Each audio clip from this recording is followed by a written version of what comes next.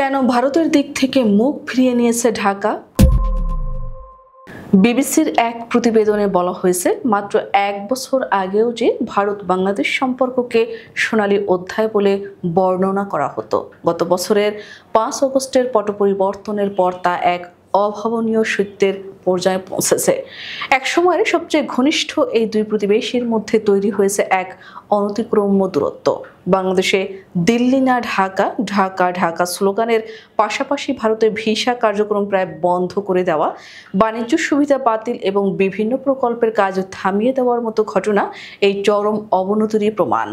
দুই দেশের সীমান্তরক্ষী বাহিনীর মধ্যে সংঘাত, সাংস্কৃতিক আদান প্রদান বন্ধ এবং গঙ্গার পানি বন্টনের মতো গুরুত্বপূর্ণ আলোচনা থমকে যাওয়া সবকিছুই ইঙ্গিত দেয় যে পারস্পরিক আস্থা ও ভরসার জায়গাটি হারিয়ে গেছে। বিবিসির প্রতিবেদনে এই সম্পর্কহানির পেছনের কারণগুলি বিশ্লেষণ করা হয়েছে।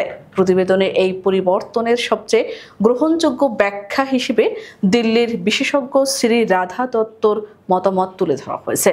তিনি মনে করেন, ভারতের সম্পর্কটি ছিল মূলত একজন ব্যক্তি বা একটি দল, শেখ হাসিনা ও আওয়ামী লীগের সঙ্গে, পুরো বাংলাদেশের সঙ্গে নয়। ভারত শেখ হাসিনার কাছ থেকে নিরাপত্তা ও কানেক্টিভিটির মতো সুবিধাগুলো আদায় করার সময় তার সরকারের বিরুদ্ধে দেশের অভ্যন্তরে তৈরি হওয়া জনরোষকে উপেক্ষা করেছে। শ্রী রাধা দত্তর কথায়, আমরা শুধু দেখছিলাম আমাদের সাথে তো সম্পর্ক ভালো আছে, বাকিটা আমাদের কিছু যায় আসে না। 5 আগস্টের নাটকীয় পট পরিবর্তনের পর সেই ক্ষোভ ভারতের বিরুদ্ধেও আশ্রয় পড়ে, যার প্রতিফলন আজকের দ্বিপাক্ষিক সম্পর্কে দেখা যাচ্ছে। বিবিসির প্রতিবেদন অনুযায়ী অর্থনীতিবিদ ডক্টর প্রবীর দে মনে করেন, ভারত তার বিশাল অর্থনৈতিক ও কৌশলগত স্বার্থকে একেবারে জলাঞ্জলি দেয়নি, তবে পুরো বিষয়টিকে একটি সাময়িক বিরতির মোড়ে রেখেছে এবং বাংলাদেশের প্রথম পদক্ষেপের জন্য অপেক্ষা করছে। তবে এই দূরত্বের পেছনে একটি বড় কারণ হলো বাংলাদেশের সঙ্গে পাকিস্তানের ক্রমবর্ধমান ঘনিষ্ঠতা, যা দিল্লির জন্য একটি রেড লাইন অতিক্রম করার শামিল। সম্পর্ক পুনরুদ্ধারের পথ কি?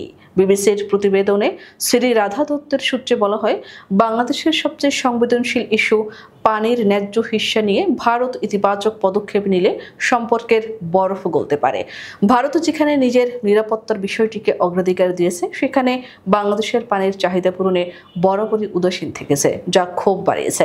সুতরাং এই মুহূর্তে দ্বিপাক্ষিক সম্পর্কে যে সত্য চলছে তা সাময়িক এবং আগামী দিনে অর্থনৈতিক ও কৌশলগত প্রয়োজনেই এই বরফ গলতে বাধ্য, এমনটাই বিশ্বাস করেন দিল্লির অনেক বিশ্লেষক, যেমনটি উঠে এসেছে বিবিসির প্রতিবেদনে।